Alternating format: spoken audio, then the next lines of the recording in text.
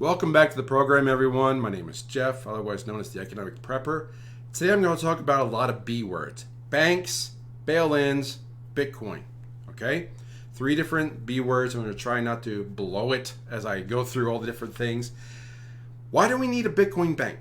Okay, we're going to start there. All right, what is the method there? Why do people want a Bitcoin bank? Why is it necessary? What are the issues with banks? What are the issues with bail-ins? Lots to cover. I'm going to try to keep it in the 10-minute rule. So we're going to dive right into it. Thanks for checking me out. Here we go. Banks, right? Banks are going to start offering Bitcoin, which is great. But there's going to be issues. I've gone over this in the past. There are issues. They're going to want to custody your Bitcoin because your average consumer that walks into a bank that wants a product from them typically is not Bitcoin savvy, okay?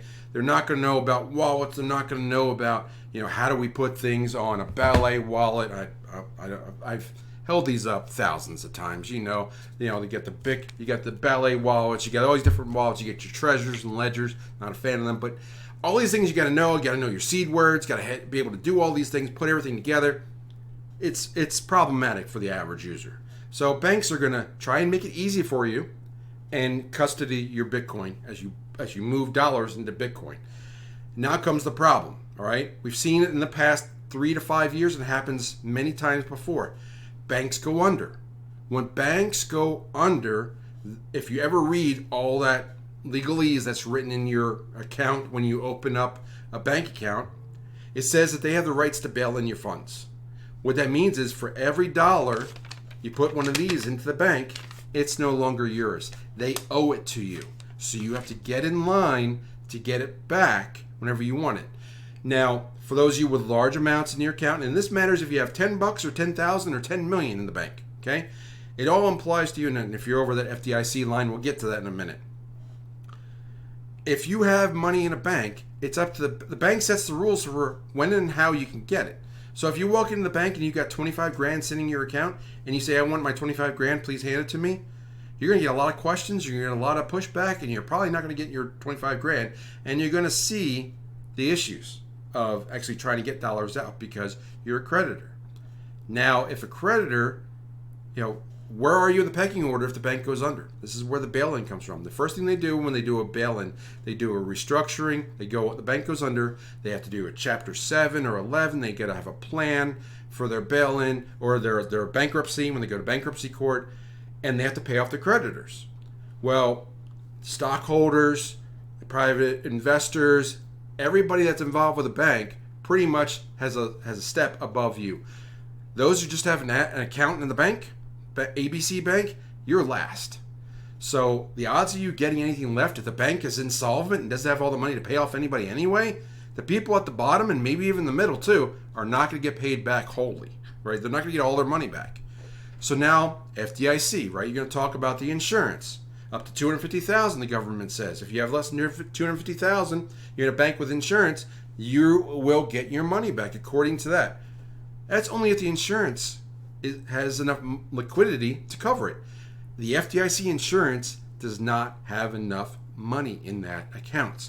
They only have about 1% to 2%, if that, of all the accounts that they allegedly back and insure. So if several banks go under, and they're big banks, FDIC won't come in and be able to help you out. So I talk about the problems with the banks. All right. So why does a Bitcoin person need a bank? Why do they want a bank? Why do we want to see that? Well, first off, getting Bitcoin in banks leads to visibility, people getting involved in Bitcoin. It increases adoption. That's a positive. The negative is obviously the fact that the banks are going to want to custody it, and you learn that the whole point of Bitcoin, or one of the points of Bitcoin, was to be your own bank, not leave it with somebody else. But this is the problem with that. There's a gap in what MicroStrategy says and Michael Saylor says and what they actually do, or what you are able to do. Right now, Saylor says never sell your Bitcoin, and most people, I would agree with that. And most people have been in Bitcoin for a while say, why would you, if you're going to sell Bitcoin, what are you going to sell it for? What are you going to move it into that's going to grow at the same rate or better? Bitcoin's been it's the apex predator of finance for the last decade and a half, right? You cannot find a better product. It was 11 out of 14 years they were the top product for returns. So what are you going to do? The only reason you need a bank is so you can borrow against your Bitcoin instead of selling it. But therein lies the problem. How do you borrow against your Bitcoin? For Michael Saylor, he probably has some in custody. He borrows against it. He takes that fiat, buys more Bitcoin, or what he's found to be able to do is sell more shares of his company, take that liquidity, buy more Bitcoin, and keep doing that.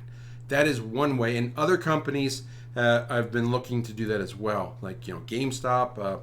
I can't remember the name, and they're doing well over in Japan. If you remember the name, put it in the comments.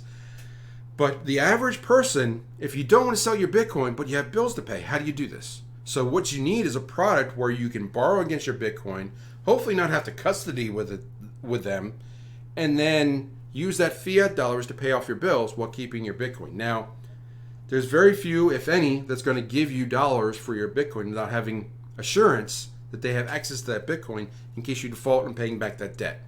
That's the problem with Bitcoin and banks right now. You have to turn over your custody. Let's just say you have, let's say you have $20,000 worth of Bitcoin.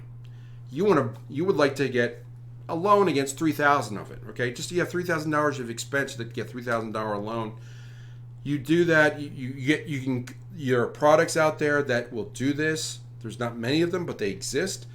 And you're going to pay like 10-15% interest, and you're going to have to custody that Bitcoin that you're pledging against.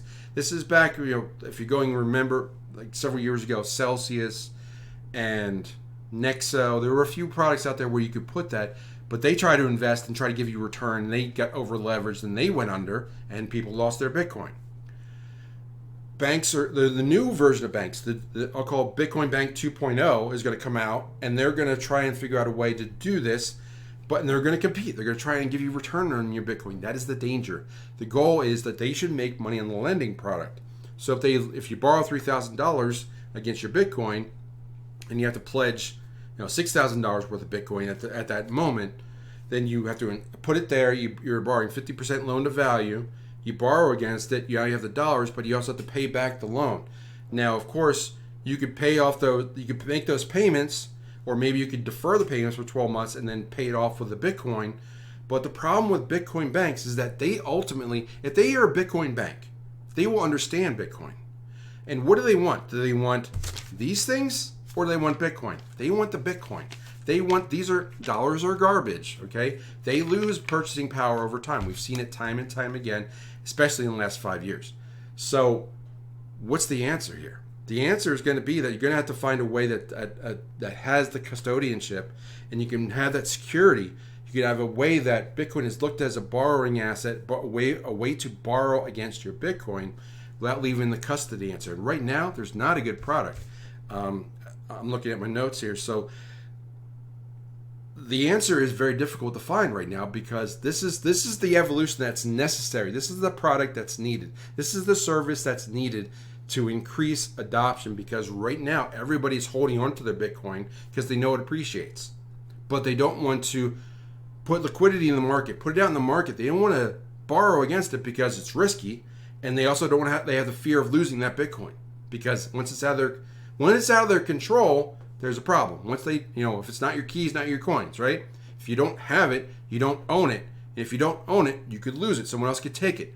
So if you want to borrow against it, there's going to have to be another vehicle that comes out there. And I wish I could come out there and tell you I had the answer today. But this is one of the main barriers to adoption, is having a true Bitcoin bank where you can have your Bitcoin and also borrow against it. Now, I would love to be able to find that product and tell you that it's available now. There are a few companies that are out there that do lending. I think Lendo was one. I don't want to mention too many because I don't want to miss anybody. But there are products that are out there that will do this. But again, you have to give a custody of your Bitcoin. So what's the answer right now? I don't have it. I wish I did, but it's not out there. So right now, the safest thing to do is, if you have an expense, is you have to sell your Bitcoin and then buy it back as soon as you can. Hopefully you buy it on the dip. So it's a tricky one, but this is one of the barriers that's preventing mass adoption. So what are your thoughts? What do you think? Is this really what's necessary for Bitcoin to explode into the marketplace? I have another one that I'm going to talk about, real estate, and how that could possibly be, but we'll talk about that in another video. But there's lots said today. I wish every video could be nice and tight and give you the answers, but this is the problem. I've identified the problem. Now we got to go find the solution. So those are my thoughts. Leave a comment down below what your thoughts are. I'll read everyone, and I'll see you next video. Take care.